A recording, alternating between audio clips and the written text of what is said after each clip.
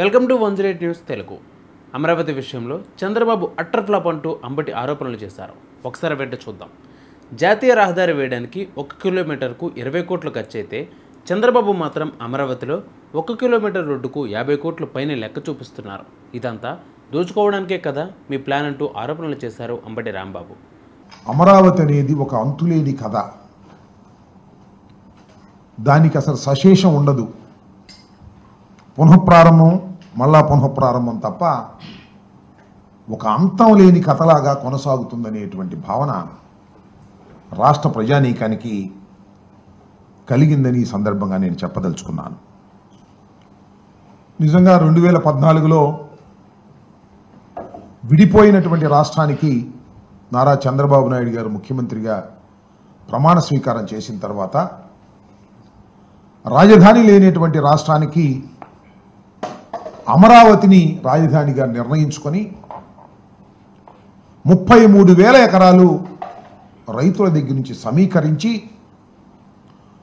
ఆ ప్రాంతంలో ఉన్నటువంటి ప్రభుత్వ భూమితో కలిపి సుమారుగా 53,000 ఎకరాలను తీసుకొని అమరావతి నిర్మాణం చేస్తామని ఆ రోజు ప్రకటించారు. 5 సంవత్సరాల్లో చంద్రబాబు నాయుడు గారు అమరావతిని నిర్మించడంలో శరవేగంగా ముందుకు కదిలామని చెప్పారు. అద్భుతమైన నగరాన్ని సృష్టిస్తున్నామని చెప్పారు.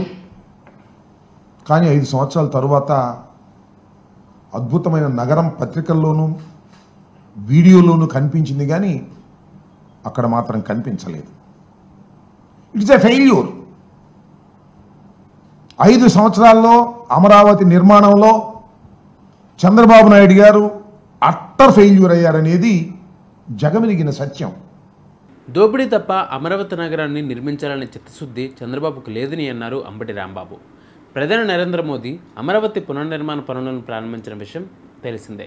ఈ క్రమంలోనే అమరావతి పనులపై వైసీపీ మాజీ మంత్రులు, ఎమ్మెల్యేలు స్పందిస్తున్నారు. ఈ క్రమంలోనే మాజీ మంత్రి అంబటి రాంబాబు ఈ పునర్నిర్మాణం గురించి స్పందిస్తూ ఘాటు వ్యాఖ్యలు చేశారు. అమరావతి ఒక అంతులేని కథ. అమరావతిని నిర్మించడంలో చంద్రబాబు అట్టర్ ఫ్లాప్ అయ్యారంటూ అంబటి రాంబాబు తెలిపారు. చంద్రబాబు నాయుడు గారు ఏం చెప్పారంటే, ఈ 5 సంవత్సరాల్లో 48,000 కోట్ల రూపాయలు ఖర్చు పెడతానని చెప్పారు. 48,000 కోట్ల రూపాయలు ఖర్చు పెడతామని చెప్పారు. 41,170 కోట్లు టెండర్లు పిలిచారు. విన్నారు కదా, 48,000 కోట్లు ఖర్చు పెడతామన్నారు. 41,000 కోట్ల రూపాయలు పైచిలకు టెండర్లు పిలిచారు. ఖర్చు పెట్టింది ఎంత అంటే 5,587.28 కోట్ల రూపాయలు ఖర్చు పెట్టారు. చెప్పిందేంటి, చేసిందేంటి చూస్తే మనకు అర్థమవుతుంది. 5 సంవత్సరాల్లో అట్టర్ ఫెయిల్యూర్ అయ్యి అమరావతి అనేది ఒక భ్రమరావతిగా చిత్రీకరించి చిత్తుగా ఓడిపోయినటువంటి సందర్భాన్ని ఇక్కడ గుర్తు చేసుకోవాల్సినటువంటి అవసరం ఉన్నది. ఇక్కడ ఒక విషయాన్ని నేను చెప్పదలుచుకున్నాను. వైఎస్ఆర్ కాంగ్రెస్ పార్టీ ఏదో అమరావతికి వ్యతిరేకమని, వరల్డ్ క్లాస్ క్యాపిటల్ని నిర్మిస్తుంటే కడుపు మంటతో మేము మాట్లాడుతున్నామనేటువంటి మాట పలుమార్లు చెప్తున్నారు. ఇది వాస్తవం కాదని చెప్పదలుచుకున్నాను. అమరావతి కోసం గత చంద్రబాబు ప్రభుత్వంలో 41,000 కోట్లకు పైగా టెండర్లు పిలిచి 5,500 కోట్లు ఖర్చు చేశారు. గత 5 సంవత్సరాల చంద్రబాబు పాలనలో అమరావతి కాస్త భ్రమరావతిగా మారిపోయిందని, అందుకే గత ఎన్నికలలో చంద్రబాబు నాయుడిని రాష్ట్ర ప్రజలందరూ చిత్తుగా ఓడించారని అంబటి రాంబాబు తెలిపారు. అమరావతి పేరుతో చంద్రబాబు నాయుడు అందరినీ నిలువున ముంచారని రాంబాబు ఆరోపణలు చేస్తున్నారు. భూములు ఇచ్చిన రైతులకు చంద్రబాబు అభివృద్ధి చేసిన ఫ్లాట్లు కూడా ఇవ్వలేకపోయారని తెలిపారు. అమరావతి విధ్వంసం చేసిన వ్యక్తి చంద్రబాబు. మేము ఇన్ని వాస్తవాలు చెబుతున్నాం. జగన్ అమరావతిని అభివృద్ధి చేద్దామంటే కోర్టులకు వెళ్ళి అడ్డుకున్నారు. చంద్రబాబు అమరావతి సెల్ఫ్ సస్టైనబుల్ నగరం అని చెప్తున్నారు. సెల్ఫ్ సస్టైనబుల్ నగరానికి 52,000 కోట్లు ఎందుకు అప్పు చేశారు అని ప్రశ్నించారు. అమరావతి పేరుతో చంద్రబాబు నాయుడు పెద్ద ఎత్తున దోచుకుంటున్నారని తెలిపారు. 1 కిలోమీటర్ రోడ్డు నిర్మాణానికి 50 కోట్లు ఖర్చు చేస్తున్నారని, వర్షం పడితే అమరావతి పరిస్థితి ఏంటో ప్రతి ఒక్కరికి తెలిసిందే కదా అంటూ చంద్రబాబు నాయుడును అమరావతి నిర్మాణం గురించి అంబటి రాంబాబు చేసిన వ్యాఖ్యలు ప్రస్తుతం సంచలనంగా మారాయి. ఆంధ్రప్రదేశ్ విడిపోయింది, గాయపడి విడిపోయింది. రాజధాని లేదు. రాజధాని నిర్మాణానికి కేంద్రం 2,500 కోట్ల రూపాయలు ఇస్తామని చెప్పింది.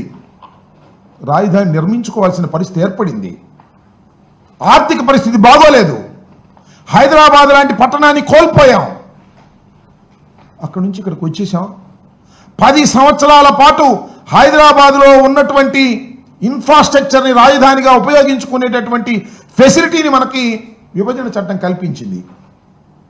చంద్రబాబు నాయుడు గారు వచ్చారు, ఏం చేశారని అడుగుతా ఉన్నా. రాజధాని నిర్మాణం చేపట్టారా? రాజధాని నిర్మాణం కాదు, రాజధాని పట్టణాన్నే నిర్మిస్తామన్నారు. దురదృష్టం అంటున్నాను. ఒక అద్భుతమైన పట్టణాన్ని నిర్మించగలిగినటువంటి స్థాయిలో గాయపడి విడిపోయినటువంటి ఆంధ్రప్రదేశ్ ఆర్థిక వనరులు ఉపయోగపడతాయా అనేది ఆలోచించలేదు. ఒక అద్భుతమైన నగరం నిర్మిస్తాను. ఎంతండి అద్భుతమైన నగరాన్ని నిర్మించడానికి? 1,00,000 కోట్ల. 1,00,000 కోట్లతో అద్భుతమైన నగరాన్ని నిర్మించడానికి కావలసినటువంటి ఆర్థిక వనరులు ఆంధ్రప్రదేశ్కు ఉన్నాయా? లేవు కదా.